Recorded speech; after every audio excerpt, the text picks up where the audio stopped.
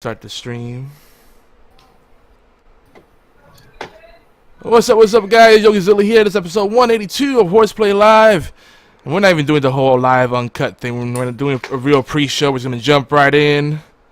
Did I hear a lighter, WarChild? Are you smoking? No. I was about to say, I'm like, you don't smoke, do you? That'd be funny if Parenthood took you and just drove you to smoking. Nah, Parenthood is not making me go there. No, never. The only addiction I have right now is American Gods. Oh, so we might talk about that a little bit. I talked about it a little bit last week, how they have a running theme with wieners. Yeah, I can actually talk about it up until the last one because I kept falling asleep because I got off of work late. So it's like I'm not caught up. I know. Anyway, I'm probably an episode behind. I think. I binge watched everything up until this last one. Oh, was it partly because I kept talking about it? No, it was that good. You know, I treated it like Game of Thrones. It's like I saw episode 1. Yeah. And unlike Game of Thrones, I was like caught up in everything. Because the main thing that made me continue to watch Game of Thrones was when Bran got pushed out the window. You know, I'm like, oh, what's gonna happen? But this time, I'm like, I just need to know everything that's going on. And I kid you not, I stayed up till 5 o'clock in the morning watching this stuff. See, I knew that I was gonna stick with Game of Thrones once they killed Joffrey. I was like, yep, you're good. You know what to do. Yeah. That kid was a punk. But anyway, let's get the show on the road. And just a reminder, mixing's not working properly yet. I'm working on that. Probably 2 or 3 weeks, and I'll have the setup back up and running. Haven't gotten around to it. It's like the to-do list is growing, so it's gonna be an awkward silence for us here on our side. But the audience won't hear it. I hate to-do lists. I really do. Yeah, but you know, it feels good when you scratch things off of it. Unless it's a honey-do list. What? What? That's something I would say. Yep, you're a dad now. You got the dad humor coming in, the corny jokes and the puns. It's the truth, though. It's the truth. It never is. It's like always something new on it. Yeah. That's the thing. If your to-do list isn't actionable, and if your goals on there, tasks on there are too big, it just keeps growing, and you never actually complete a list, and you gotta work on that.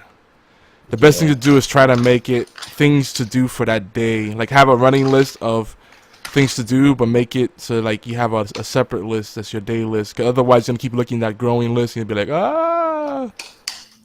We're getting into it. We're getting into it. I got a system I'm gonna share with what I do at work. I'll put that in our real talk. Okay, I see it there. The ever-ending to-do list. We'll talk about the Pareto model. I'm sure. Sounds like cigarettes. Palmetto. No, that's the wrong one. It's Pareto, not Palmetto. It's a whole different thing. What are cats doing? They're being curious. All right, here we go. Awkward silence for us. Here we go.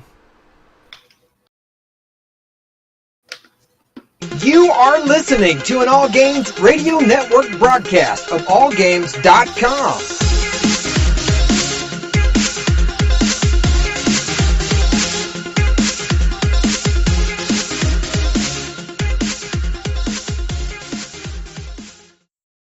Hi, this is Normie from Knuckleballer Radio and Zombie Cast, and you're listening to one of my favorite shows on the Geeky Antics Network.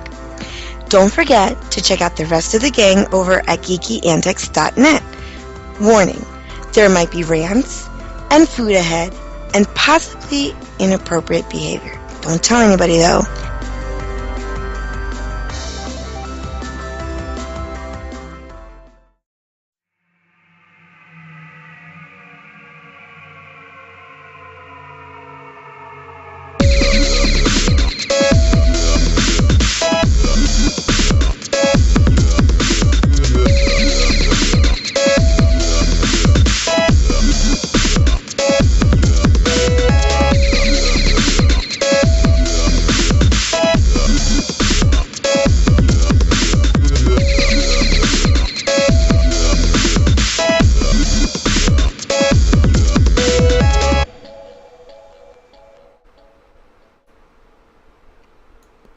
Welcome, geeks, gamers, furries, and ninja robots. This is HorsePLAY Live. Today is June 8th, and this is episode 182 of HorsePLAY, tentatively titled, Yep, Still Don't Care About E3. I think that's the theme for tonight. At least that's how I feel. I know some people are super excited, and I don't want to be a wet towel. But me personally, this is probably the least excited I've been about an E3. And this has been the direction things have been heading in, you know. But we'll get into it. I know you're eager, WarChild. I'm gonna bring you in. But I got you. Go ahead. So I'm your bald berry lizard host, Yogizilla, and we have a two-man crew tonight. Bearded is not here. What are my cats doing? They're like being all riled up tonight. But WarChild's here, so we're just playing switchies apparently. So it's a quick housekeeping before we jump into tonight's topic. It's gonna be a shorter show, so if you've been following us for a while, it'll probably be an hour long. So we're gonna shoot for it. I know I always say that, and then we end up going longer, but I gotta make it short this today because I got a long weekend ahead, family stuff and deadlines for work and attempting this thing called sleep. It's kind of important, especially when you're driving for a while. For being sleep deprived and driving, not a good combo. I just want to put that out there. But this show, as always, is done live, as the name is insinuates, HorsePLAY Live, at twitch.tv/Geeky Antics, and we do it every Thursday, usually without fail, at 11 p.m. Eastern. We're doing that for about 3-4 years now, believe it or not. So yeah, without fail, 11 p.m. Eastern, 8 p.m. Pacific, 4 a.m. GMT, and you know, for those of y'all in Central and Mountain Time, I mean, what is it? Central is 10 p.m. and Mountain Time is 9 p.m. if my math is right. Yeah, let's go with that. Whatever the sundial says. Yeah, that's what we do. We use the sundial, which isn't very helpful at night, I found. Maybe that's why we haven't been on a proper schedule lately. I know why I haven't. It's like, what do we do when it hits 9 p.m. and it's dark out now? I gotta say, I do appreciate now that I'm like kind of working the 9 to 5. I do appreciate the later nights because you know I go home and I still have daylight to enjoy. You know, so that's nice. You know, when you work from home mainly, you don't get to appreciate that as much. So little things like that, you know, you come to appreciate when you have a schedule change and whatnot. But for those of you that are new to the show, folks, this is primarily a comedy show, I would say. I guess we're in different categories depending what podcast app you use or what network you listen to us on, what radio system you listen to us on. And we're definitely NSFW, not safe for work. We're not safe for kids. So if you're younger than 18 years old, we do ask that you get your parents sign off on it, you know. NSFKW, not safe for kids or work. Yeah, there you go. Save the children. So proceed at your own risk. But other than that, you know, we do hope you have fun with us and get to know us. Give us a little time. You know, we'll grow on you. Kind of like herpes, but not as messy. No. Best metaphor ever. I'll grow on you like a play cousin. I'm not down with that herpes stuff, man. I'm sorry. Nah, that's okay. That's all right. 7-year itch, can't clear that. Well, you know, what is it? I think I read a stat somewhere that 1 in 4 people have herpes, but a lot of people just have simplex, which is just cold sore that we get every now and then. You gotta read it like the infomercials. 1 out of every 7 people have herpes. Yeah, so you know, it's not like the end of the world, you know. It's just when you have it outbreak, people will be like, ugh, no. Yeah, it's just your dating options are limited. That's all. Yeah. And then there's also the ignorant masses that are like, they worry that it's gonna be transmitted over the air or something because they don't do their homework. Like, don't cough, don't sneeze near me. I don't want to get that. Or like you got the people that are like, you know, even though you got it, it's okay. Because if you get a little bit of it, it's not so bad. How do you have a little bit of herpes? This is a light scenario. It's like, yeah, I don't know if that works like that. I got a light bit of herpes. That's it's just a freaking freckle. I got a freckle that appears and disappears when it feels like it. I mean, I don't see how that works, man. It's crazy. I mean, some people do get it worse than others. I mean, now that we're already in the real talk, I mean. But, I mean, it's still the same. It don't matter if you got a light freckle or you got full-blown, crunch bar syndrome. You got it. Yeah. You got it. Yeah. People don't want to mess with you. It's like, ugh, no, I'm good. But, that other voice you hear, folks, is WarChild Mark IV, who's been MIA for the past 3 or 4 weeks. I mean, you popped in a few times, but you had to bounce one time. It's crazy, man. It's like I'm just trying to deal with this house, and I finally got the internet, which is awesome. But on the same hand, it's like the house has so much to do with it. It's not even funny. Like I can't even get into my driveway. Right? I can get into my driveway, but I have to drive carefully. My wife, her car sits a little bit lower to the ground, so every time she goes into the driveway, it scrapes over the hump because the stuff is sunken in. Yeah. So, yeah, it's a pain in the ass. That's why I can't do anything smaller than like a crossover SUV, which is what I have now. Because when you have those cars drop to the ground, like Speedbumps, I was just talking about this the other day with a friend. I'm like, Speedbumps are the dumbest thing in the world. I get why they exist and they're nice, but one, most communities place them at the dumbest places, and two, a lot of Speedbumps are just terrible because they're either gonna fuck up your transmission from slowing down and speeding up so much, or they're gonna fuck up your suspension, which it's a small ding over time. But still, like those little bumps over time, they're taking away life from all your systems on your car, man. That's true. But I'll be honest with you, I'll take a speed bump over a speed hump. Because one of these days, there's going to be a car that gets stuck on a speed hump. All I can do is just sit there looking at it like, hey. Really, I kind of like the humps better because it's a gradual thing. I mean, yeah, it's gradual, but even still, it's like they put those in weird spots too. Like the neighborhood that's near me right now. They've got it, but you don't know when to plan for it. It just says speed hump, and you're sitting there, you're driving. There's no hump for a good minute. You keep driving. All of a sudden, I'm like, oh, what the heck? Yeah, like they really should have signs like that. Should tell you, like how soon, 100 feet, 500 feet. That gives you an idea When it's coming. Yeah. It's like when you see a sign on the highway that should let you know there's like an intersection or driveway coming up. That's useful, but a lot of the times, like they're supposed to be, I think, legally supposed to be about 500 to 1,000 feet before you come up on it, and that varies depending on the speed you're going. So if it's a 60, 70 mile per hour highway, then you figure it's going to be about 1,000 feet before it comes up. But meanwhile, you're just clenching your butthole like, ugh, someone might speed out of the driveway and they can hurt me. Since we're talking about driving, what really makes you clench your butthole is like that random stop sign that is important. That shows up. It like just pops up out of nowhere right before you hit a highway. Mm-hmm. Well, I almost hit an 18-wheeler coming back home from work one day, man, and I'm telling you, like my rectum turned inside out. So we might as well jump right into it. This is a segment that we used to call IRL, but we're now calling. I'm hoping this sticks. Meanwhile, back at the ranch. So this is where we just ran about all the stuff that we've been thinking about lately, and all the IRL stuff. There might be some video game stuff in there, but mainly just stuff going on in our life outside of the usual geeky fare.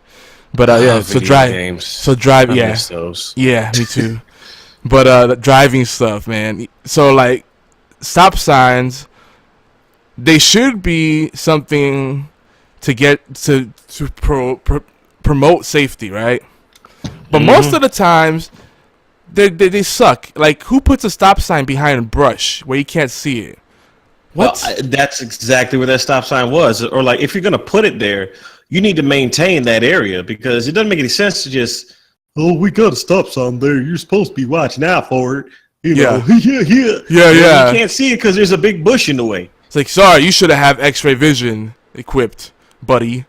And then the cops, and you're gonna pay the price. Cops know where those stop signs exist. They know where the work zones are at, even though there's no people actually working in those work zones. those construction areas, and they set those up as speed traps or the places that they just camp out to give tickets, and it's BS because there's people that are seriously speeding and running red lights, and they actually are causing trouble. The aggressive drivers that change lanes constantly, all kinds of that, all that kind of shit. They don't use turn signal when they're gonna merge into a lane. That kind of stuff. That's the stuff that need to be stopping. Not a little bullshit due to bad landscaping and poor placement of signs.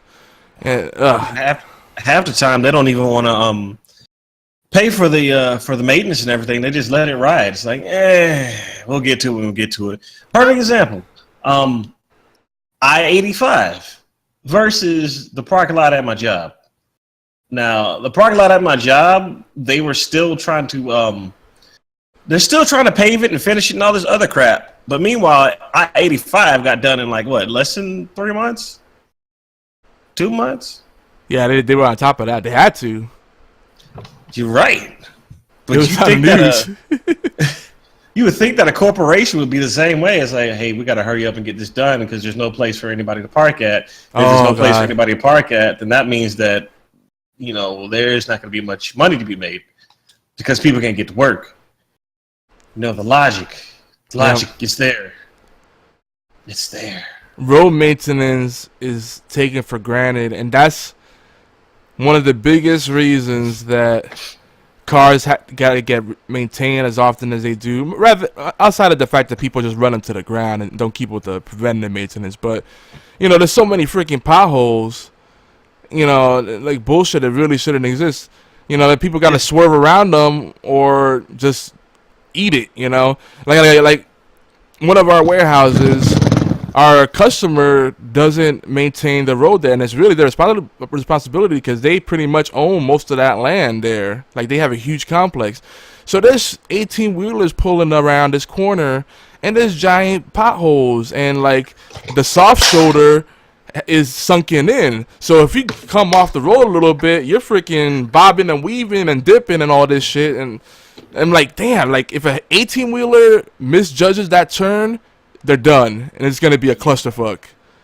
Cause it's a freaking it's a 3-lane intersection coming off that turn, and then there's 4-way traffic total, and it's a major road, it's a highway, so it's well, I guess you would consider it more.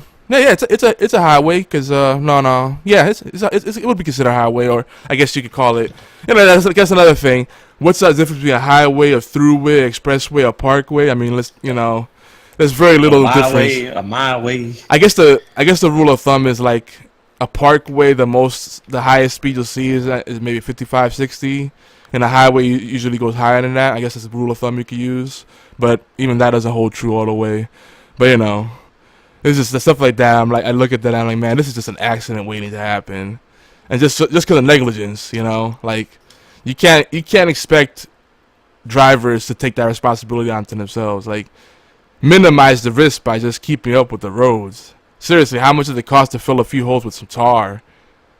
I know, right? It can't be that much. Tar costs too much. We can't do it. Yeah, you pay a Mexican $2 an hour for maybe 5 hours worth of labor tops, and then they have to really? I'm just being honest. That's what they're gonna end up doing anyway. I know it's true, but he was still dang, really, really, Yogi, really. Oh man, yeah, stuff like that, man. I just don't get it. I just don't get it. Really, Yogi, really. Look, I'm not promoting cheap labor. I think they should get paid more. And there's plenty of people local that are legal immigrants or citizens that are looking for work that probably will do it for $10 an hour, and that's reasonable in my opinion. I don't know why, but I thought you were about to say I'm not promoting Mexicans. I'm like, but they're still jacked up. Yes, I'm a self-hating Latino. You found me out. There's always one. If anything, that would be my little brother. He once told me I was too Puerto Rican. I'm like, what the fuck is that about? That don't make any sense to me. Yeah, being too black. You can't be too black. My brother is what I like to call a coconut. He's brown on the outside and white on the inside. That sounds like an almond joy. Those things are good though. They are good. But then you eat them and you kind of hate yourself. Browns don't be cut. Sorry. Dude, when we get the assorted bags of candy for Halloween or Easter, I'm telling you, me and my better half were like, "Yo, let's take the almond joys out. They won't miss them." and we're fighting over them. Which really I used to get one there. Used to get one every day at work, man. I'm like, it was like a ritual thing. Oh yeah. You know, like my go-to chocolate bar is usually like when I want something different, the whatchamacallit, because it's like the texture and a variety in it. Do they even still make those? Oh yeah, man. Believe it or not, they kind of made a bit of a comeback. I find them everywhere now. Wow. Yeah, it's funny because they fell off for a while, and I guess I don't know, someone somewhere started a trend of them. You know, people eating them again, and now they're like everywhere I go, I see them. Even little shitty convenience stores have them. Yeah, because for a minute I thought they stopped making them. Yeah, no, they're still going strong, man. They're usually fully stocked. Usually right by the Take 5, I find. Take 5 Snickers. Take 5 in a minute, God. Yeah, that's a good one. Oh too. yeah. Take 5 Snickers. Yeah. You're right. No. I'm saying next to the Snickers, but Take 5 is his own thing. Take 5 is the one that got the. What is it? Pretzel, caramel, peanuts, peanut butter, and chocolate. I think that's it. Those are the 5 ingredients. Take 5. Sounds almost like a Payday. Not a Payday. Baby Ruth. Baby Ruth, yeah. Wait, Baby Ruth is the one with the chocolate, and Payday is the one without the chocolate. They're pretty much the same bar. Yeah, it's like a chocolatey Payday. Yeah. Pretty much. Yeah. With the nougat, I think that's nougat in there, right? Think so, yeah. It's like a poor man's what do they call those? Peanut logs that you usually get from like a school fundraiser or something. You know what I'm talking about? And when the kids are fundraising for like a sports team or they're doing a charity thing, they like have you buy candies and cookies and all this stuff in little tins. And usually it's like you can almost always find the peanut log, the peanut brittle, you know, like, or the little tins with the 3 or 4 different kinds of popcorn. You know what I'm talking about? Everybody has. Yeah, like Boy Scout popcorn. It's been a minute. Yeah, it's like you always have at least one person at work that will try to like pawn that stuff out from their kid onto everybody. But it's a shame because now a lot of jobs are cutting back on that because they consider it solicitation. But it's like, come on now, like people are spending most of their time at the job. That's not a conflict of interest as long as it's not keeping them from doing the job. You know what I mean? All I know is if I put a box of candy out there for people to just look at and consider, right? and they decide to ask me how much that candy would be. Who am I to stop them from buying it? You know, it's not like I'm forcing it on them. It's like, oh yeah, we got candy. Go ahead, sure, $2. There you go. Thank you. Yeah, because even if your job has snack machines, it's not like they're making money off of that. That money that the snack machine goes gets to the vendor. Exactly. The vendors, you know, they're basically sharing that space, and they collect all the money off of that. You know, so it's not really hurting anyone, but what can you do? But you know, the other thing I was gonna mention with candy is I just thought about randomly is I hate when you like have a little stash of candy, and like I like all kinds of candy. I have a sweet tooth, I have to admit. You know, I've been good about not going too crazy on it in my older years, but I still have my little stash, you know. And you just can't put the hard candies with the chocolates because the flavors transfer. You know what I mean? That is right. That is right. So you have to like have like some logistics planned out of where you stage your candies at. Like, for example, I know a lot of people don't like it because it tastes like medicine or Pepto-Bismol. I've heard it all, you know. But I like wintergreen flavored stuff, like especially the certs for your breath. You know, I like cinnamon too, and spearmint and peppermint. But I usually prefer, if not cinnamon, I prefer the wintergreen. I like the flavor, and I feel it has a stronger effect. I mean, it might just be a placebo effect or whatever. That's the way I feel. But that's a strong scent. And that thing goes through the wrapper and it gets onto whatever you put it in. Yeah, it's almost like having wet bubble gum, and you know, you're just sitting there trying to keep it dry, and then you know it transfers to everything. It don't matter if it's money, if it's like pencils, pens. Yep. Like everything just smells like spearmint. Yep. Now, some scents are okay when they transfer. Like, you know, pencils have that nice little, especially when they're freshly sharpened, they got that little nice wood shaving kind of scent. I don't mind that being transferred over. That's a nice little scent. You know, it's pleasant. It's not gonna mess up your taste buds or anything. You know, or like Bringing back overpowering. memories. School. Man, that's still recent. I still sharpen plenty of pencils, either for work or for home. I mean, I like the mechanical pencils, but there's nothing like having a nice, good pencil, like a 2B or HB pencil. And people say, oh, there's no difference between the different hardness, softness ratings. You know, they're all the same. Like, nah, I beg to differ. You can feel the difference in how they write. Some of them are harder lead, some of them are softer, depending on what you want to do. Yeah, I was more of a what is it, a 0.5 lead mechanical pencil user versus you know, the 0.7, because I just didn't like the 0.7. Even the pencils I didn't like too much, but yeah, like, you know. I think when you get to like a 0.7 or 1.0, you're pretty much looking at outlining, but if you want to do fine details, that 0.5 I think is just perfect. Yeah, I think that's why I liked it, because back then when I was drawing a whole lot more, I would just like go to town with that 0.5. Go to town. And if you have to erase something, it's usually easier to do with a thinner line. Mm-hmm. I feel you, man. I will go to town on it, Yogi. So go folks, to town on it. Let me tell you, folks, if you like these kind of mundane conversations, we do them all the time. I should probably switch scene. I'm here still in the intro scene because the conversation's so good. You can go to, for those of you on YouTube, you get the full view of some of our topics that we'll be talking about. You know, we have a general, our show notes are a general suggestion, but we usually go off script. But anyway, if you want to be part of these kind of conversations, you can join us over at our free chat server at geekyantics.net/Discord. I'll take you to the Discord website, which will give you access to a free app. You can actually use the website, but I say download the desktop app. It works on Mac and it works on you know, Windows, of course. There's an Android app and there's the Apple Store iTunes app as well. So you know, iOS, Android, all the stuff you need. So go over to geekyantics.net/Discord, and you can join our chat server. And definitely get that app installed wherever you'd like it, so you can be part of the conversation no matter where you are. You'd be taking a fat dump, and you'd be like, I feel like chatting with the guys. Go for it. Let's let people know that, because there's some people that are weird about that, and they'd be like, ew, you got dookie particles on your fingers while you're typing to us. They're like, all up in that mouth. Yeah, they're like, it's in the air, man. That's gross. You're touching your screen while it's in the air. It's like, I can taste it all up in the air tonight. Hold on. Nice. It's a good call. I like the song. Man, you're on fire tonight, bro. We're in sync. I'm trying, man. It's been a minute. Yeah, it's like we haven't missed a beat, man.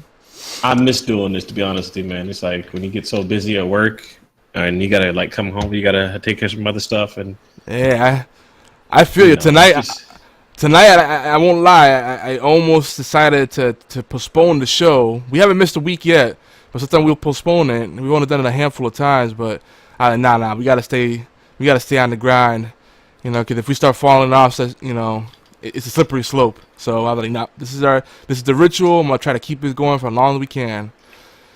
But another reminder. Stan Farina, our friend in the network, he also contributes over at geekyantics.net, writes short stories and all that stuff. He's a published author. He has another book out, and the new book is called Francesco Augustine Bernardone, Tomorrow's Bucharest. I believe that's the full title. I've been trying to work on finishing that book, but from what I've read so far, oh my god! That book. It's a short read, but you think you breeze through it, but sometimes you'll go over certain things. You're like, it's pretty deep, and it's like my job just has me stuck like that. It's like I started reading this book, and the intro is what really got me, because I'm sitting here like, holy crap! Really? Oh, I know. And then they're like, Everett, we gotta go move some water. I'm like, what? Yeah, I know the feeling. I got my hands in everything at work. You and me both, man. It kind of sucks. It's funny because I'm the IT manager, but I do everything from security assessments to compliance to labor management. I'm doing OT reports to make sure that we're not unnecessarily giving people overtime, because usually, you know, everybody loves their overtime, but if if the people are consistently getting lots of overtime, that means you have an issue. Like you're either understaffed or you're mismanaging your processes or your team. You know, that's something that needs to be addressed, because, you know, sometimes people do want to go home. I mean, an overtime check is nice, but you know, work-life balance. I haven't done overtime in like a long time. Because I mean, I can't bring myself to do it, man. I've already put enough time in the company. It's like I'm happy with my paycheck. I'm topped out. Just let me keep doing what I'm doing, and I'm fine. That's all I'm saying. Yeah. You know. Plus, I mean, that's maybe when I was single and, you know, maybe had more of an interest in money. But now I'm like, no, I got a family. I want to get home. I don't want to be here, you know, and I don't know. It's something about like working in a huge crowds of people every day. Like I can still be a social person, but I call it like social pollution. You know, you look up and you're just tired of being around people because you've been around slobs of people every day, and everybody's always got a story, to the point where you're just like, I feel for you, but I just need my time to get here so I can leave. Yeah, no, that's the way it should be. Whatever you spend a lot of time doing at your job, you should work towards doing the opposite in your off time, so you have a chance to recharge. Like, I love technology, but when I get home, the last thing I want to do is, I'm sorry, baby, I'm sorry, I'm rubbing on you right now. The last thing I want to do is mess with software updates and tweaking things and upgrading hardware. Nope. Yeah. And, you know, one of my main outlets as far as dealing with stress is games, and I haven't really gamed in, like, I think yesterday was the first time in a long time. If not, no, not yesterday. A couple of days ago was the first time in a long time that I even touched a video game. And everything good is coming out right now. Like, Injustice 2 looks awesome. Oh, Tekken 7, oh my god. Like, okay, not only is Akuma in Tekken 7, but just... they finally put everything together as far as the Mishima storyline, and you come to find out that Heihachi is like, he actually, I guess he regretted throwing his son over the mountain, or to the bottom of he threw his son off a mountain, basically, from ever since Tekken 1. But Tekken 7 is showing like these little cutscenes of him throwing Kazuya Mishima off of the mountain, and he's got like a tear strolling down his cheek. So there is something in that storyline we're missing, and I really, really want to know what it is, because it looks good. Man, and then on top of that, I know it was another game that was on your radar, The Surge. I'm hearing really good things about that. I've heard good things about Prey, and I'm like, I'll get to them. I'm definitely excited to get into all of that. Oh, and I just got to throw this out about Tekken 7. If you haven't seen the trailer where they're playing the MOP Annie Up song, man, you don't know what you're missing. Oh, I like Annie Up. It's a good song. Yeah, but they played it, and they've got Kazuya and Heihachi both of them doing a lightning screw uppercut, and I guess they just kind of cancel each other out. But like the sheer manliness of it, man, it just looks bad. You're like, hurrah! And you know, they both have their fist up. There's lightning coming off. They're impacting each other, but they're still like, it didn't hurt. I'm still going. I'm ready for this. My body is ready. I know. Oh god, I'm probably gonna get that game. I'm gonna get it. So speaking about the never-ending to-do list and things we want to get to, so we were talking briefly about this before we officially started the show. So the to-do list. So just some quick tips. This is a little geeky moment for, you know, a little real world advice. To-do list. I'm a big fan of to-do lists, and you saying you don't like them, and I get why, because after a while, like if you do a to-do list, like a lot of people do to-do lists, but they become more busy work, and they don't actually help them get things done. So this is a quick tip I could give you, and this is something I've done. I've told clients, you know, that I coach, you know, for my business coaching services. Wink, wink, nudge, nudge. I do offer that, you know, for anyone is looking to shift careers, you know.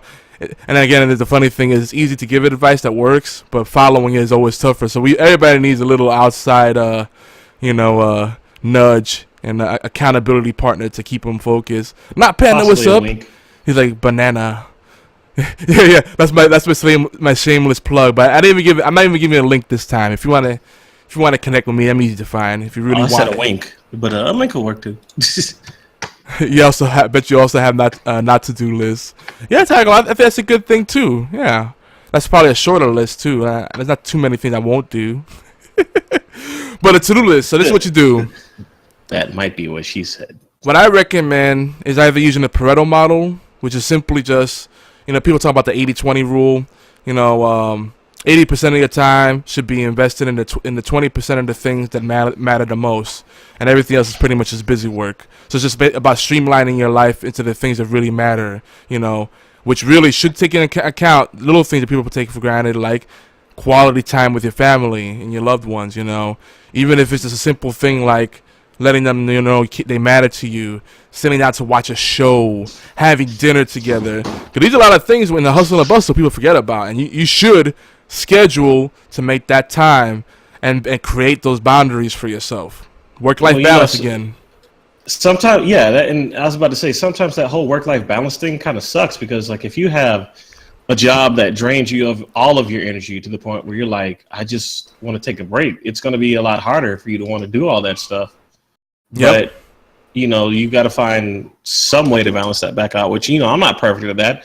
I'll admit that now. I'm still trying to find a way to do that, and it's just my body, man, because I worked a job where for like a good 8 years I was busy breaking myself down. Yep. And then now I got this job to where I'm like able to kind of relax more and enjoy freedom a little bit more, but you're still paying the price. Yeah. I mean, I guess my body's just still tired from having to do all that, Yep. I was that guy. I used to work multiple jobs at once. Then I played sports, and I had a good social life, and I tried to do everything. And then, where I traded off the time was sleep.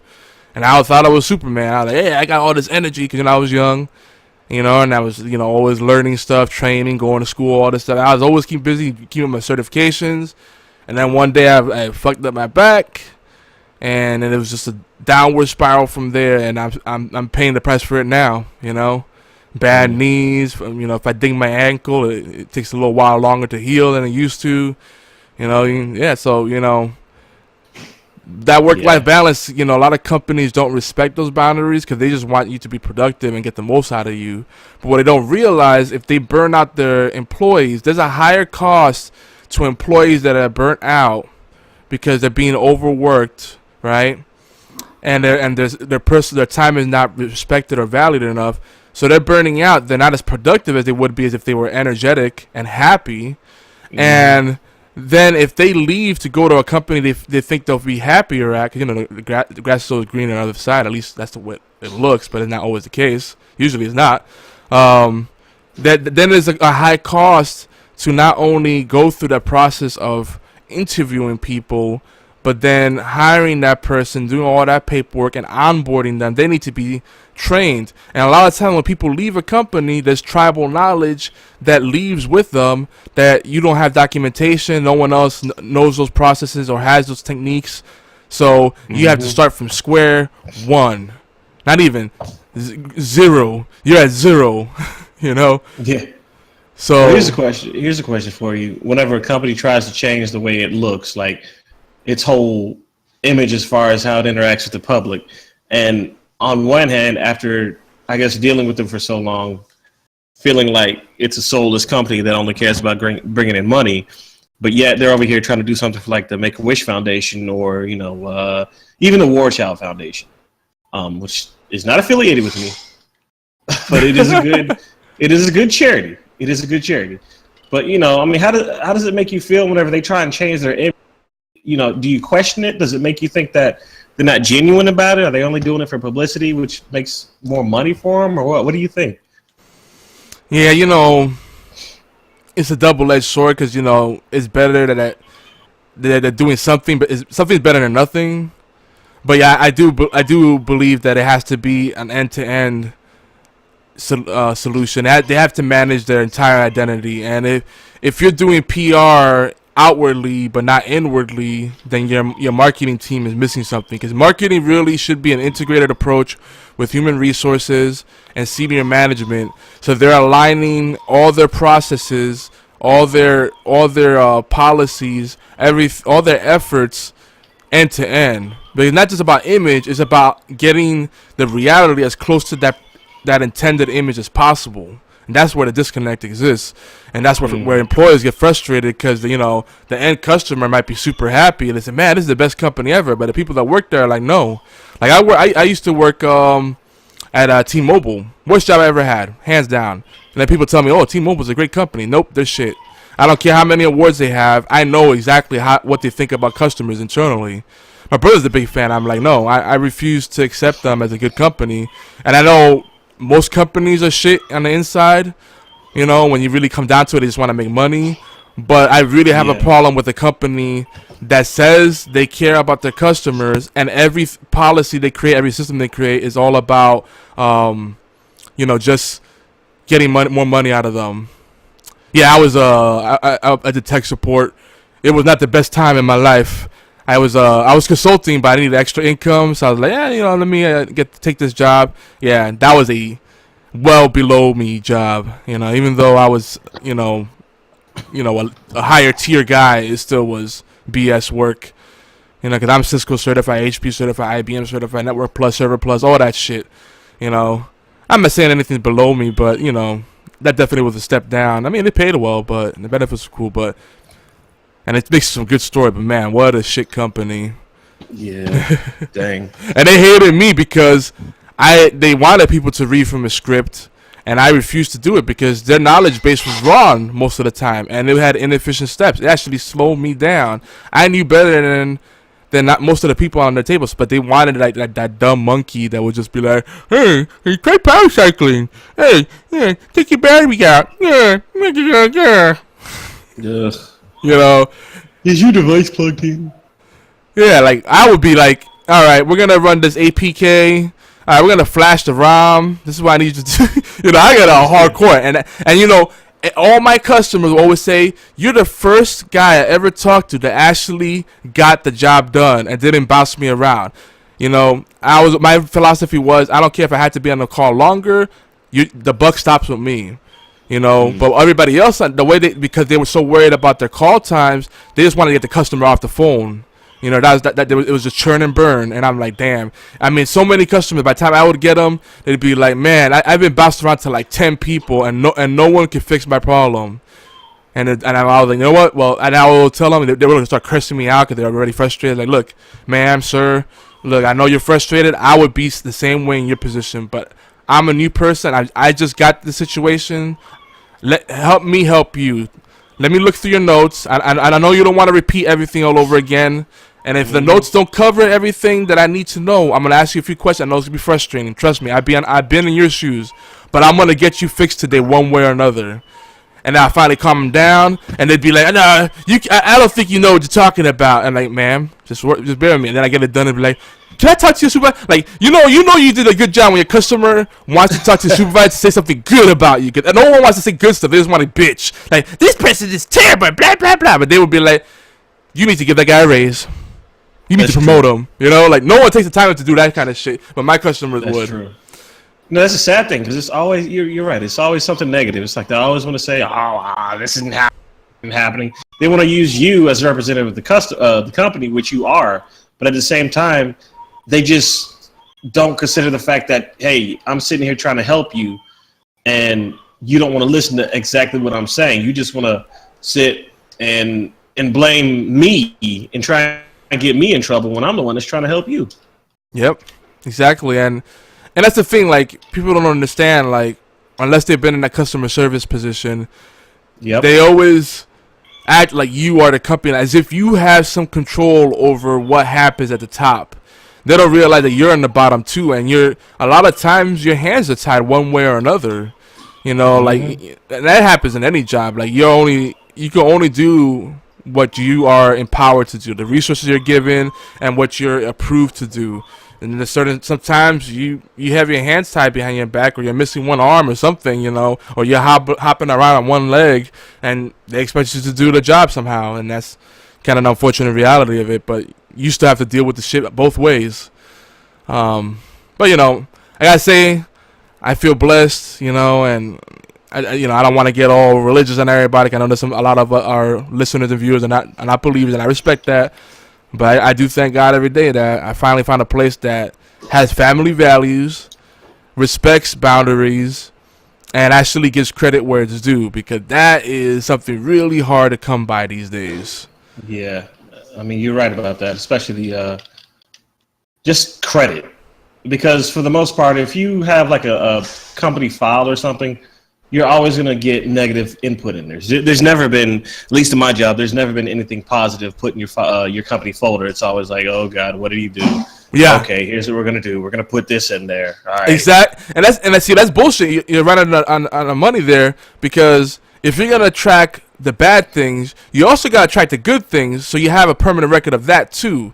Because exactly, because if my job is on the line, I want people to know, hey, I'm actually trying to do something right, instead of you sitting here going out of your way, doing everything you can to get me fired. Mm-hmm. I agree with that in a heartbeat. And that's the thing, like, you know, me, when I get involved, you know, when I'm a hiring manager, when I'm in that position where I get involved with performance reviews, I always look at the good stuff too. And I think about the point that led the person. My goal is not to find ways to fire the person. My goal is to see what path led us there, because just as much as the employee needs to be accountable and take responsibility for what they did wrong, the company needs to see what they did to enable that, because there's always fault on both sides, you know. And then when you have that accountability on both sides, then you can say, hey, this is how we could avoid this in the future. These are the concessions we're gonna make. These are the accommodations we're gonna give you to help you be better at your job. But this is what we need you to do on your side, and that's the way it should be. Because no one wants to feel like they're on a freaking chopping block. You're not gonna get great performance out of someone that's worried that the next time they fuck up, they're gonna lose their job. It's the most asinine process. Even if you say, oh well, you get 2 verbals and 3 written, and then you could be terminated, and it's at our discretion. Even with that process in place, there's still so many things wrong, because you'll get one manager that's power tripping and goes, oh, I'm mad today, I'm having a bad day because I haven't gotten laid in a long time. Oh, I'm writing you up for this. Like, all I did was fart. Like, seriously? Pretty much. You know, there's so much funny stuff that goes on at jobs. Cracks me up. You just gotta laugh at it. But I agree. Like, performance reviews should be something where you discuss your communication styles and try to get more in sync. Because everybody has different communication styles, and if you don't understand what everybody's expectations are and where the gap is in expectations and communication, then you're never going to be on the same page, because you're going to go about things one way. Some people like email. Some people like, you know, written documents. Some people like constant phone calls, you know. And how people respond to different things changes everything. Because, you know, a lot of times it's not even about what you do. It's how visible you are with what you do. Mm-hmm. And if it's not documented, it's as good as not being done. And like you said, you know, people want to talk about the bad stuff, but hey, what about all the times I put in extra time, you know, at last, and I showed up for work last minute because you needed someone, or I worked on a weekend because you needed someone. You know, I'm always there. The overtime I did, yeah, because you needed somebody that was qualified to do it. Yeah. The fact that you asked all these other people and you couldn't find, actually all the other people left. You couldn't find anybody, so you recruited me. I could have easily said no and went home, but you know, I'm still here. Yep. You know, and again, I go back to what I said. It's a lot more expensive for someone to replace an employee that's struggling than hiring a new person. Than just helping that employee out, you know. So you gotta look at the track record. They've been good, and all of a sudden maybe they just burnt out. Give them a couple days off. Do something to help them feel better. You know, give them some kudos. A simple attaboy, man, that goes a long way. You know. Oh, Beard and Hat strolling in. He's probably getting settled in. There you go. There we go. Nice. No, I know. No, you're good, man. It's all right, man. We're probably having a quick show tonight anyway. where we were just talking about all the stuff that we got lined up for the weekend. It's a big weekend for me. I think WarChild got some stuff coming up too. You haven't missed too much. We were talking about corporate America. Talked about video games we want to play. And what else did we talk about, WarChild? Let's catch up beard. Yep. I lost him. He's gone. Yep, he's gone. We were talking about the tips, the best practices for to-do lists to actually make them useful. We're saying that you should have a running list of things to do, like a Pareto model, where you have an A, B, and C list. And your A list would be just like the 20% of the things that are the most important and most urgent, and your B and C are the things that are not as pressing. The C is like the stuff you could put off and you should get to eventually, but it's not as important. And and then if you have a little sticky note with the to-do list, a running list of things to do, it should be on things you have to get done that day. So you're not staying on a freaking long list and being overwhelmed as you add more stuff to it, and you only check off one or two things. Like, damn, I barely made a dent. So that's our quick tip on that. I know we went off on a tangent, but to-do list. I like waiting until the 11th hour and getting everything done at the last possible minute. You know what? I can't lie. Model. I'm a bit of a procrastinator too for some things, and I work pretty well under pressure. If it's pressure I've applied to myself. Now, if it's someone that just decided last minute that they knew something well in advance, and then last minute they tell me, "Hey, can you come in tomorrow? Can you work tonight?" Like, what? Like, you telling me this now? I already made plans. Oh well, that kind of thing. Like, no. But yeah, if I apply my own pressure, it definitely works. Did WarChild said he would be back? Or is he back? Yeah, I think he said he'll be back. Okay. Oh yeah, there you go. BRB. Okay. BRVB4. You can't even type that. Ah! The chaos. Okay. We got it. Don't worry.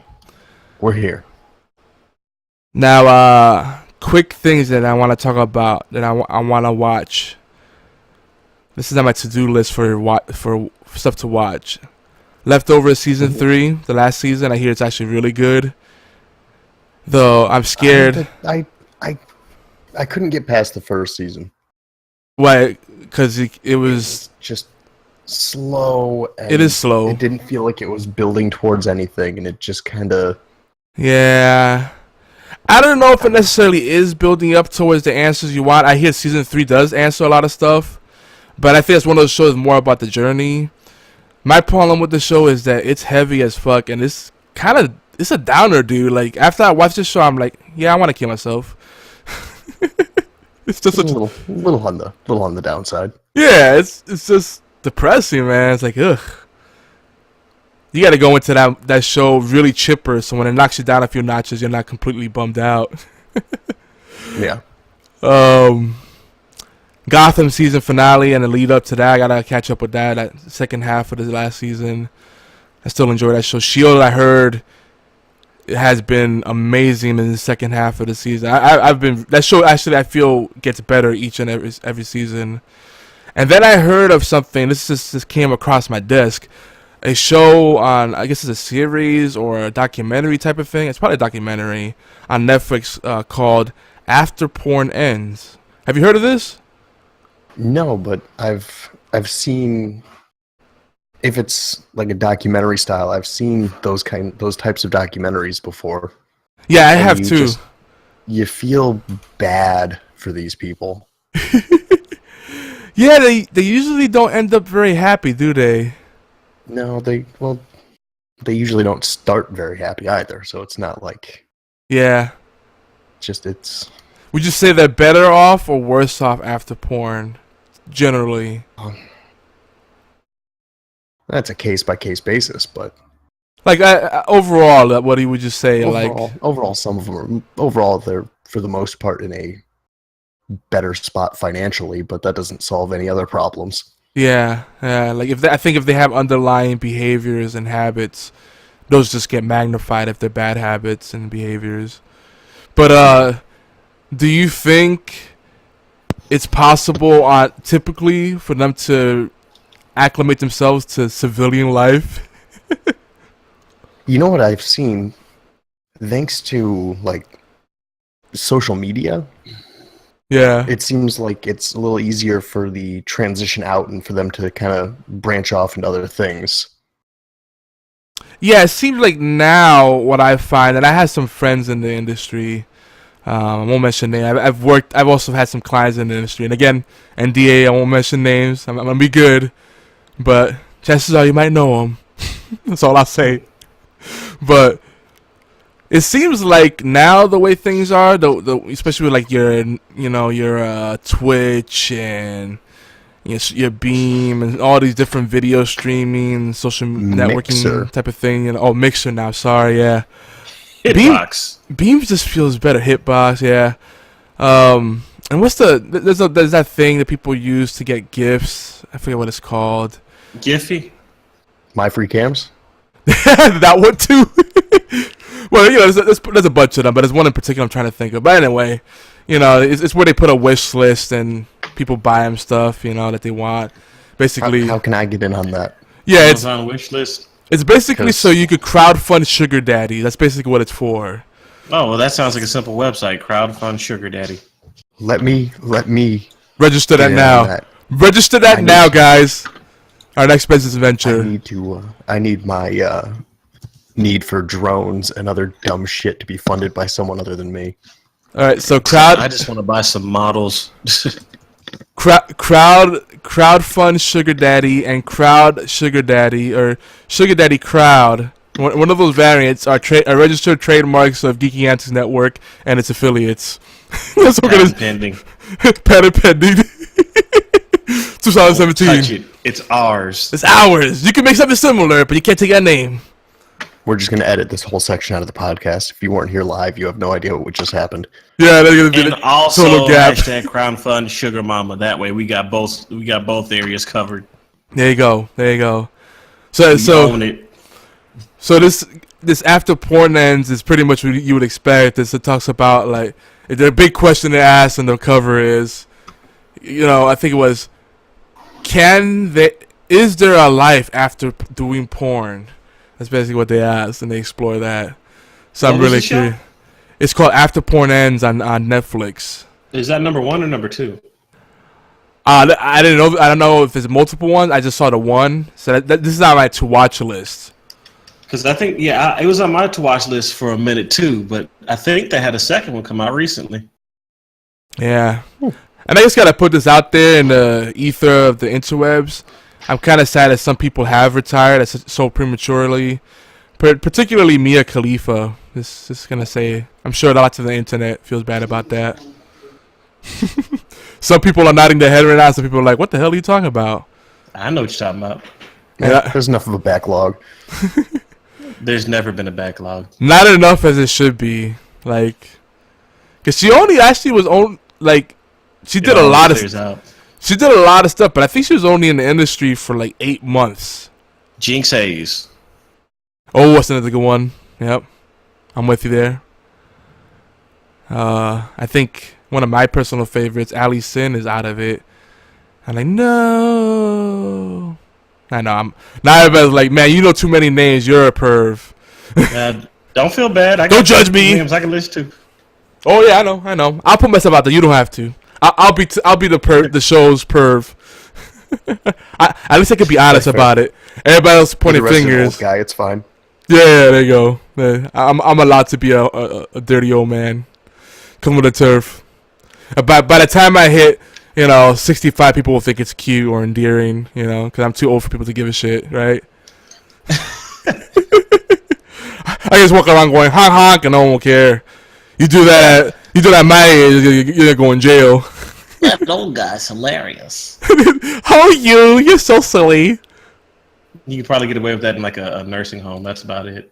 Yeah, just walk around with full chub all day. No one cares. If you can still do that. Oh, Mr. Johnson, you're so silly. They just can't do anything about it. That's true. What are you gonna do? Throw me in jail? Though at least some of the nurse types, they'll play along with it because they know you're probably gonna croak soon anyway. Bless their hearts. They don't play along with it too much. I said they play along. They don't play with it. There might be some situations where they play with it. I don't know how much that happens, but I love the You gotta pay extra hopefulness. for that. I love the hopefulness in your voice. You're like, maybe, listen, possibly. I'm at that age where I gotta start planning my retirement, man. I'm not getting any younger. It's so sad. It's so sad when your closest friends are like, make sure you're putting away in the HRA. I'm like, damn, son. Y'all old as fuck now. Dude, like just You today, going a friend mad. reminded me of that. Like, thanks. Because that's really something I want to be thinking about more than I already do. Being old? Yeah. Trust me, I'm reminded every day. It's alright. I'm 30 and I feel like I'm in the same boat you are. Don't worry. Yeah, it comes with the territory. It's like when you get that age, you can't do that. It is what it is. Kids will do that to you. They accelerate that feeling. And that's the truth. Now, before we start wrapping up with our news and rants for the evening, I do want to say, and I know we don't have that much Doctor Who love on this show as far as a host skill, but I gotta say, season 10 has been amazeballs. And you know, this is Stephen Moffat's last season, and he's pulling out all the stops. Like, you know, any criticism I've had about him in the past, he's addressed them. This season really has been good, and I'm really putting my inner fanboy aside. Like, objectively, it's been leaps and bounds. The best Capaldi season, easily a top 5 season from New Who, and I would say in the grand scheme of things, you know, until about 50 plus years as Doctor Who, I think it's gonna have some memorable classics in there. Peter Capaldi is coming to his own as the Doctor.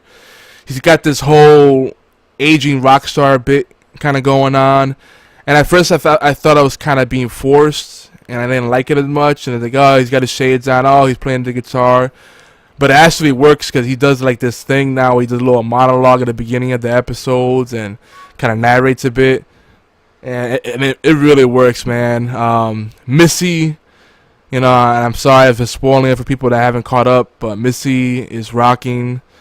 They've been doing some Missy's basically the master, the Doctor's nemesis. I know, but it'd be kind of cool if Missy Elliott was in Doctor Who. I mean, Missy Elliott's gonna be the next Doctor. Dude, that would be so I weird. would watch that. I would watch that. Missy That would be- Elliott. The first season of Doctor Who that I sit down and watch the whole thing. Missy Elliott as a companion would be bonkers in itself. As the Doctor, No, I feel like if man, you want to go like full ridiculous, you need someone who will be that, like Leslie Jones. Like, I would Damn. watch Busta Rhymes and Missy Elliott be the Doctor and his companion. oh my Or lord. companion. Because, I mean, they're both so uniquely crazy to the point where it's like, I need to watch this now. You know? That's just what she does. Her and Busta Rhymes do crazy stuff that make you want to watch it. It's like, I don't care what the music video is about. It could be about Swan Lake for all I care. It's just good. It's good. The Oh, last Busta Rhymes song I listened to was King Tut. King Tut. Good lord, I had no idea Busta Rhymes was that fucking jacked. Yeah. Dude, still making music. Yeah. And C, that fucking jacked. Yeah. Good lord, he is huge. I mean, you know, he's not like a Snoop Dogg where you think, okay, well, that's Snoop Dogg. He's skinny as anything. Probably gonna fall over if you sneeze on him. No, but Busta Rhymes is like the complete opposite. Yeah, he went the Dr. Dre route. Yeah. well, you know, he went through a phase where he had a little pudge, and then he like just, and I guess he just overcompensated and just said, I'm gonna go complete opposite direction. I mean, hey, it worked for him. Yeah. It worked for him. Man, I mean, it's with a Tribe Called Quest, but yeah. Well, technically, he was with the leaders in their new school, and they collaborated a lot with Tribe. Just gotta put that out there. We gotta be legit here, man. We don't want people questioning our hip hop knowledge, at least classic hip hop. I see you there. The only Busta album I bought was Extinction Level Event. Oh, that was a good album. I had that. I had Genesis. I had Anarchy. I mean, he's still putting out albums, but a lot of them are like B-sides and remixes. yeah, because it's like you can't. He's at the point where he wants to have fun now. Because Yeah, there was a time where Ja Rule was trying to get all relevant and whatnot, and yeah, that would have been nice. No. Well, Yeah. you know, like Ja Rule may not have the talent of Bust, but he's got a unique voice. He's got a unique sound. That's you can He's a spot him right away. short, angry little guy that needs more cough drops. Well, all right. Ja Rule, I kind of wish Mystical made more albums. Oh, he would have made more albums if it wasn't for the fact that he, yeah, Who we talking about? Mystical. Oh, Mr. I Cal. remember Tarantula. Wait, wasn't it Mr. Cal? Wasn't that his legit name, Mr. Cal, or was it Mystical? No, it was Mystical. It was Mystical. Okay. Mhm. But I always call him Mystical, but I could have sworn I heard a few times in songs other people calling him Mystical, or he said it, or something. I'm like, huh? It's Mystical, ain't it? He was perfectly fine until he did something for him to end up in jail. Well, I mean that whole clique that Master P and I was rolling with, they're all doing nothing now, really. If you think about it. Yeah, I think Silk the Shocker went to jail. C Murder went to jail for he actually murdered people. So Well, at least his brand was accurate. he lived up to his name. C Murder. Unbelievable.